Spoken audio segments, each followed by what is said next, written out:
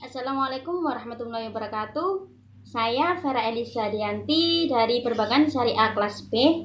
Di sini akan mempresentasikan tentang statistik bab ukuran penempatan. Di sini ukuran penempatan yaitu merupakan ukuran atau besaran untuk mendapatkan gambaran yang lebih jelas tentang data berdasarkan letak dari sekumpulan data yang dipunyai. Dan macam-macam ukuran penempatan yaitu ada median, kuartil, desil, dan persentil. Berikut ini dari ukuran penempatan yang pertama yakni median. Median adalah nilai pengamatan yang terletak di tengah-tengah bila data yang kita miliki sudah diurutkan. Berikut ini rumus untuk data tidak berkelompok. Ini ya rumusnya. Setelah itu, data untuk berkelompok, ini rumusnya.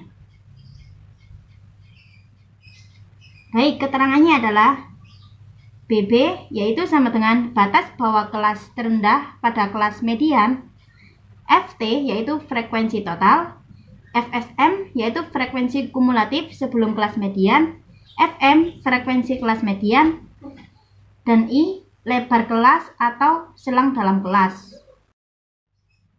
Baik, yang kedua yaitu kuartil.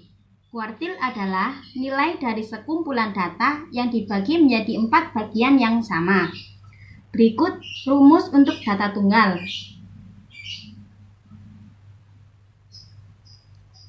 Dan ini rumus untuk data kelompok. Keterangannya yakni BB sama dengan batas bawah kelas terendah pada kuartil, FT sama dengan frekuensi total, FSP sama dengan frekuensi kumulatif sebelum kelas kuartil ke P, FKP sama dengan frekuensi kelas kuartil ke P, I sama dengan lebar kelas atau selang dalam kelas. Yang ketiga, desil. Desil adalah nilai dari sekumpulan data yang dibagi menjadi 10 bagian yang sama. Berikut rumus untuk data tunggal desil. Dan berikut adalah rumus untuk data kelompok.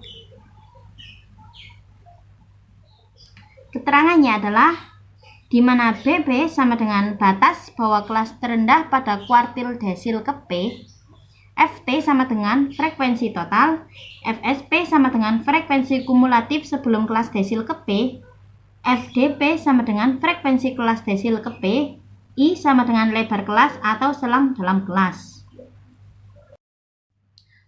Untuk yang terakhir yaitu persentil.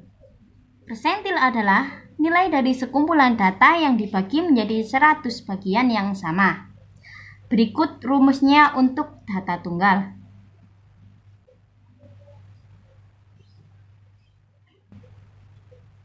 Dan berikut rumus untuk data kelompok.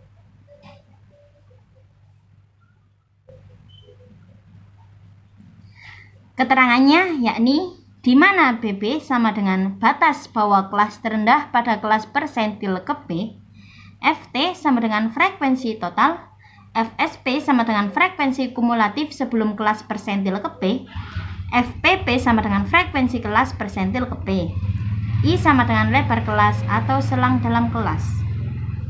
Baik, selanjutnya kita akan membahas tentang contoh soal untuk data tunggal. Ya, ini ada 65, 70, 90, 40, 35, 45, 70, 80, dan 50. Ini datanya. Dan kita disuruh untuk hitunglah pertama median, kuartil, dan carilah letak posisi desil ketiga dan desil ke-7. 4. Carilah letak posisi persentil ke-20 dan persentil ke-80.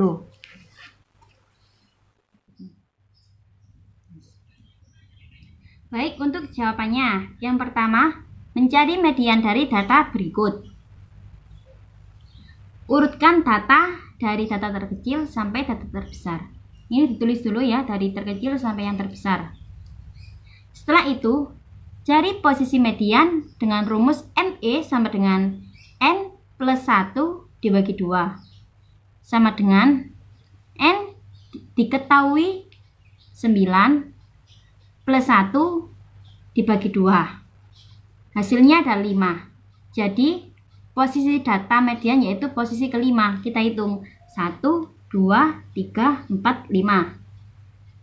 Berarti mediannya adalah 65. Nomor 2. Mencari kuartil K1, K2, K3 dari data berikut. Urutkan data dari data terkecil sampai data terbesar. Ini diurutkan dulu. Terus cari posisi kuartil K1, K2, dan K3. K1 memiliki rumus 1/4, K2 2/4, K3 3/4. Jadi rumusnya sebagai berikut.